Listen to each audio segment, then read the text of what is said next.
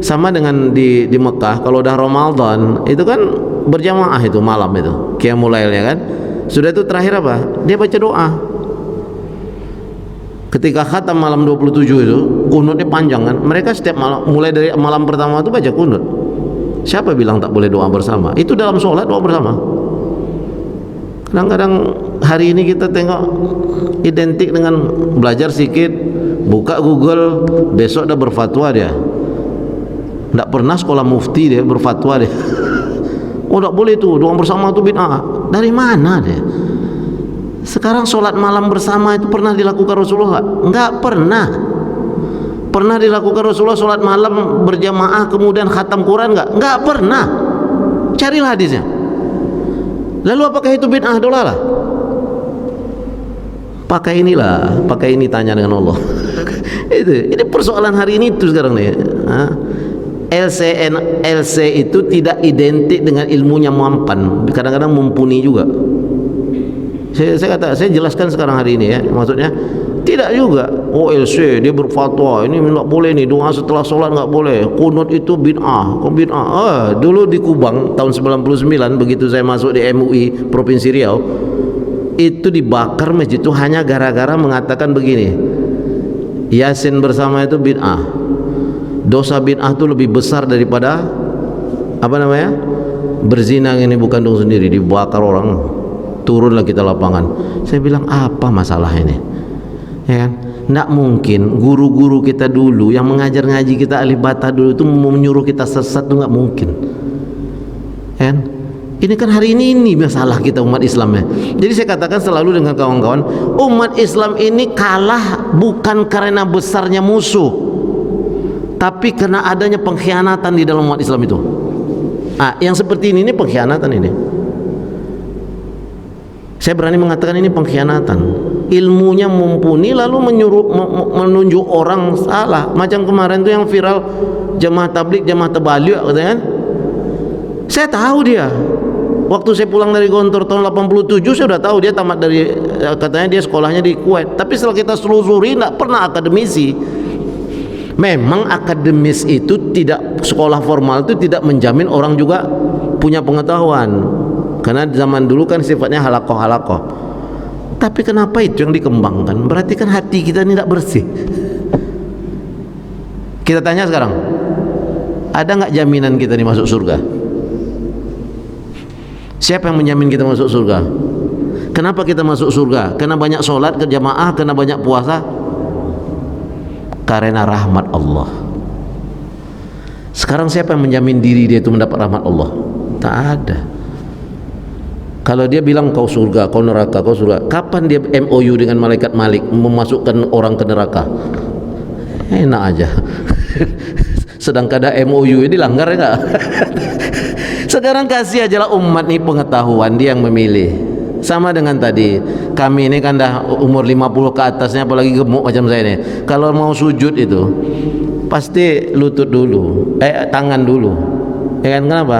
Berat, tahan dulu dengan tangan. Ada yang ringan, lutut dulu. Sekarang apa masalahnya kita bersengketa masalah itu tuh? Yang lutut dulu silakan, yang tangan dulu juga silakan. Lalu ngapa kita salah menyalahkan? Lalu ketika nanti naik dari sujud mau rakaat kedua, kita kan dulu ada duduk sebenarnya. Rasulullah itu dah masa itunya duduk dulu baru naik. Kalau anak muda dia langsung.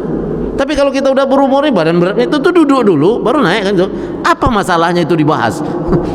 Karena dua-duanya juga dilakukan Rasulullah. Apa sahabat itu semuanya hadir ketika Rasulullah itu sholat? Enggak. Ada yang hadir ketika itu Rasulullah meletakkan tangan di sini. Ada yang hadir suatu saat Rasulullah meletakkan di sini, di atas pusat. Ada yang memang di bawah pusat sedikit. Ada yang memang lepas. Itu semua dilakukan. Lalu ngapa kita menyalahkan? Dia salah nih, harus di sini. Enggak juga, pilihan. Makanya fikih itu pilihan. Dan bid'ah itu bukan hukum, itu perbuatan. Hukum itu 5. Tidak apa-apa lah, karena fakrun, tadi saya katakan fakrun, kita ini miskin sebenarnya ilmu kita ini. Cuma kenapa kita berfatwa menyalah-nyalahkan orang itu loh? Miskin kita ini. Itu saya katakan tadi. Siapa? Hukum itu cuma 5. Wajib, haram, mubah. sunnah, ya kan? Betul lagi? Itu dikatakan 5, tidak masuk bid'ah. Saya tanya sekarang, Mina itu kan penuh. Sekarang ini Mina, ini kalau penuh, orang haji itu penuh lah Mina itu. Berarti Mina sudah habis. Lalu diambillah sebagian daripada Muzdalifah. Maka dinamakanlah tahun dari 96 apa 98 dinamakanlah Mina Jadid.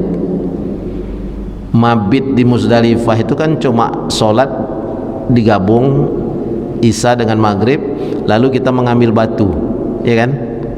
Lalu kita ke Mina. Mabit yang aslinya kan nanti di Mina. Lalu diambil sebagian Muzdalifah ini menjadi Mina Jadid. Ada nggak zaman Rasul tuh? Perbuatan itu ada nggak? Lalu bagaimana hukumnya orang yang mabit di Muzdalifah itu? Bid'ah. Dan itu bid'ahnya dolalah. Hitung berapa orang haji Indonesia yang mabit di Mina Jadid itu? Makanya tidak bisa main-main dolala tidak bisa. Sekarang saya tanya lagi, katanya oke lah, yang bid'ah itu yang ibadah. Oke, ini ibadah tadi kan? Oke, 1, 2 lagi, tidak apa-apa nih, kita jelaskan aja. Dulu yang namanya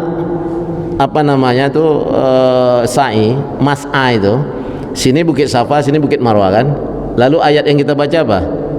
Ya, setelah Bismillah Allah Akbar, kita arahkan ke Ka'bah, lalu kita jalan, lalu kita sebut itu inna safa wal marwata min sya'airillah faman hajjal baita wa i'tamara fala junaha alaihi ayat tawafa bihima wa man tatawwa khairan fa innallaha syakirun alim. Ini dilebar ke sini, berarti memulai tawaf itu sudah tidak lagi identik dengan Bukit Safa dan Bukit Marwah. Di sini dia, karena dilebarkan, karena banyaknya jemaah. Bid'ah enggak ini? Ada enggak zaman Rasul? Berarti orang yang tawaf tadi yang tidak identik dengan Bukit Safa dan Marwah ini sah enggak? Nah, ini kan ijtihad. Bid'ah ini. Apakah ini dolalah masuk nar? Berarti tidak sah ini, sahnya orang ini. Dia bukan masalah speaker Ustaz, masalah ini. Oke, ibadah. Ini ibadah nih. Ini bid'ah nih. Makanya bid'ah itu dibagi di sunnah, di sunni. Ada dolalah, ada hasanah. Sama dengan kalau kita tanya juga, pernah nggak zaman Rasulullah itu melakukan sholat tarawih berjamaah? Nggak pernah. Nggak pernah. Nggak apa-apa lah kita bahas, sekali kita tukar pikiran gitu, saya nggak ada masalah. Itulah identik kita ini dengan kefakiran. Ilmu kita fakir, kita ini juga fakir dari Allah. Lalu apa yang kita busungkan dada? Kau salah. Nggak ada. Itu kenapa masuk di atas akhlak. Ini orang sholat nih, orang tua sini, karena mengejar sutroh. Sutroh itu kan identik juga, fikih juga itunya, ya kan? Makanya masyarakat ini diajarkan, umat ini diajarkan, kalau di tempat sujud orang tuh jangan lewat, karena dosanya lebih besar. Kalau dia sudah tahu, tak dikasih pun gitu, orang lagi sholat dia putar dia. Kasih ilmu, biar orang tuh milih gitu. Nah ini hanya gara-gara mengejar sutroh. Sutroh tadi tuh, dia sutroh itu kadang identik dengan dinding nih. Ini bapak-bapak sedang doa bersama nih. Ada sholat di depan tuh. Walaupun dia sujud itu kepada Allah, tapi kan buntut dia kepada orang sedang doa ini. Tak berakhlak. Jadi ilmu itu akhlak, dan akhlak itu lebih utama dari ilmu yang dipegang. Ya. Kenapa orang tua kita dulu, kita sedang makan nih, ya kan? Sedang makan.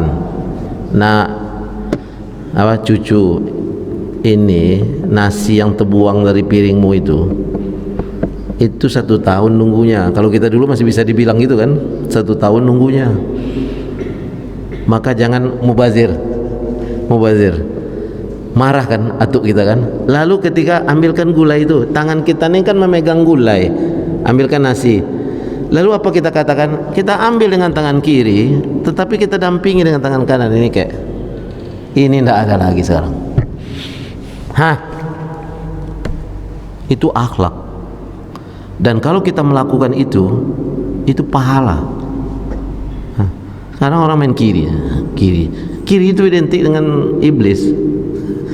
La yasrobanna ahadukum qa'iman, la yasrobanna ahadukum bishimalihi ila syaitan. Tidak ada seseorang itu minum dengan tangan kirinya kecuali dia itu setan. Bukalah nanti di Sahih Bukhari.